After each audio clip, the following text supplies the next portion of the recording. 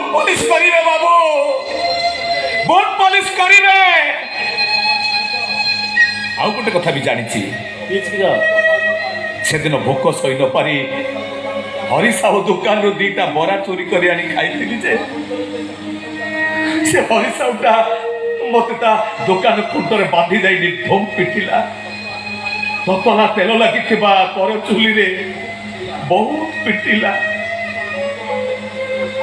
ଆଉ ସେତେବେଳେ ଗଣିତ ମାଷ୍ଟର ପହଞ୍ଚି ମତେ ଉଦ୍ଧାର କରିଥିଲେ। କେବଳ ସେଇଥିପାଇଁ, ସେ ଗଣିତ ମାଷ୍ଟରକୁ ଖୁସି କରିବା ପାଇଁ ମତେ ସେ ଘରୁ ବାହାର କରିନ ଦିଅନ୍ତୁ।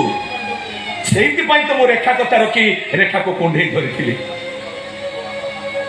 କାଲି ସକାଳେ ମୁଁ ଯେମିତି ମୋ ବାପା ସାମ୍ନାରେ କହିଦିଏ, 2 କେ 2, 2 ଦୁଗୁଣେ 6।